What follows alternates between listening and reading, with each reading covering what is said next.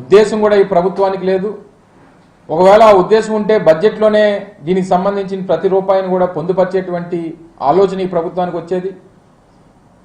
ఇవన్నీ పక్కన పెట్టి తిరిగి మళ్ళీ వైఎస్ఆర్ కాంగ్రెస్ పార్టీ ప్రభుత్వం మీద గడిచినటువంటి నడుస్తున్నటువంటి అసెంబ్లీ సమావేశాల్లో కూడా ఇంకా వారు అధికారంలోకి వచ్చి 9 నెలలు పూర్తయిపోయినా ఇంకా జగన్మోహన్ రెడ్డి గారి మీద, జగన్మోహన్ రెడ్డి గారి గత పరిపాలన మీద ఇంకా పడేడ్చేటువంటి పరిస్థితులు మనం చూస్తూ ఉన్నాం. అయితే రానటువంటి కాలంలో మరింతగా ప్రభుత్వం మీద ఒత్తిడి తీసుకొని రావాలి. వారి ఎన్నికల్లో ఇచ్చినటువంటి హామీల మీద ఏదైతే వారు ఏ ఆలోచనతో అయితే అధికారంలోకి రావాలని చెప్పి అబద్ధపు హామీలు ఇచ్చారో, ఇచ్చినటువంటి హామీలు నిలబెట్టుకునేటువంటి దిశగా వారి మీద ఒత్తిడి తీసుకొచ్చేటువంటి కార్యక్రమాలు వైఎస్ఆర్ కాంగ్రెస్ పార్టీ చేయబోతా ఉంది. నిన్న పెద్ద ఎత్తున రాష్ట్ర వ్యాప్తంగా వచ్చినటువంటి పిలుపు మేరకు జరిగినటువంటి కార్యక్రమాలు మీరు కూడా విశాఖపట్నంలో చూశారు, మిగిలిన జిల్లాల్లో చూశారు.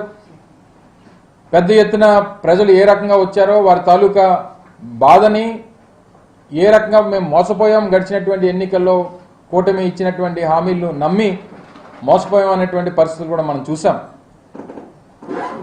అయితే రానటువంటి కాలంలో ఇంకా మరిన్ని అంశాలు, ఎందుకంటే సూపర్ 6లో అనేక హామీలు ఇచ్చారు. నేటికి ఒక కార్యక్రమాన్ని కూడా అమలు చేసేటువంటి ఉద్దేశం ప్రభుత్వానికి లేదు.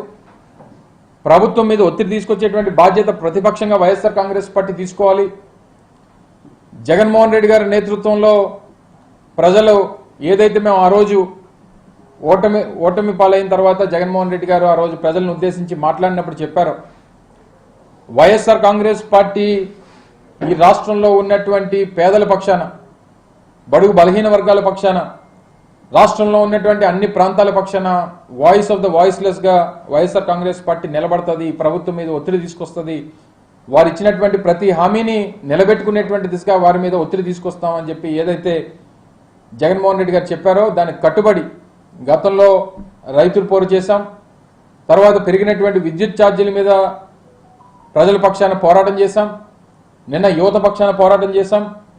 రానటువంటి కాలంలో వారు ఇచ్చినటువంటి అనేక హామీలు, మహిళలకు సంబంధించి ఇచ్చినటువంటి హామీలు, తల్లికి వందనం కానీ, లేకపోతే ఏదైతే నెలకి 1500 రూపాయలు చెప్పినా ప్రతి మహిళకి ఇస్తామని చెప్పినటువంటి హామీలు కానీ, ఇలాగ అనేక రకాలైనటువంటి ప్రధానమైనటువంటి హామీలు ఉన్నాయి. ఏది కూడా ఈ రోజు వరకు చిత్తశుద్ధితో అమలు చేయాలనేటువంటి ఉద్దేశం ప్రభుత్వానికి లేదు. సో ఏదేమైనప్పటికీ నిన్న జరిగినటువంటి కార్యక్రమానికి పెద్ద ఎత్తున విచ్చేసినటువంటి పార్టీ నాయకులు, కార్యకర్తలు, అలాగే ప్రజలు, వారందరికీ కూడా కృతజ్ఞతలు తెలియజేస్తా ఉన్నాం. రానటువంటి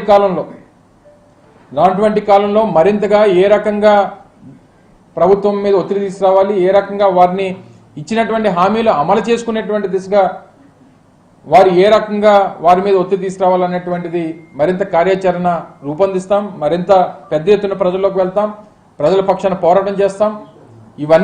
వీటన్నిటితో పాటు చంద్రబాబు నాయుడు గారు ముఖ్యంగా ఎన్నికల ముందు మాట్లాడినప్పుడు జగన్మోహన్ రెడ్డి గారు ఇస్తున్నటువంటి సంక్షేమ పథకాలను ఉద్దేశించి ఏ రకంగా హేళనగా మాట్లాడేవాడో మీరు అందరూ కూడా చూశారు.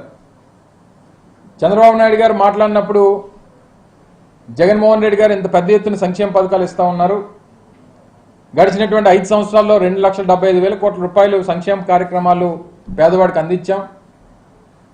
ఇవన్నీ చూసి ఓరలేక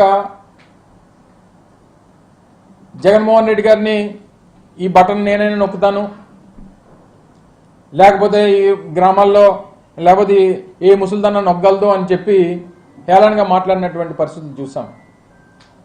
మరి ఆ రోజు జగన్మోహన్ రెడ్డి గారు బటన్ నొక్కడం వల్లే 2,75,000 కోట్ల రూపాయలు పేదవాడి జేబుల్లోకి వెళ్ళినాయి. మరి అప్పుడు మీరు చెప్పినటువంటి సరే నేను కూడా నొక్కేస్తాను, నేను కూడా ఇచ్చేస్తాను అని చెప్పినటువంటి చంద్రబాబు నాయుడు గారిని ఇప్పుడు ప్రజలు అడుగుతా ఉన్నారు, బాబు గారు ఎప్పుడు నొక్కుతారు మీరు అని అంటే మంగళవారం అంటున్నాడు. ఏంటి మంగళవారం అని అంటే లేదు మంగళవారం నొక్కుతాను అంటున్నాడు. ఏం నొక్కుతున్నావు? అప్పుకి బటన్ నొక్కుతున్నావు తప్ప ప్రజలకు ఇవ్వడానికి మీకు చేతులు రావట్లేదు. ప్రజలకు సంక్షేమ కార్యక్రమాలు అందించాలనేటువంటి తపన లేదు.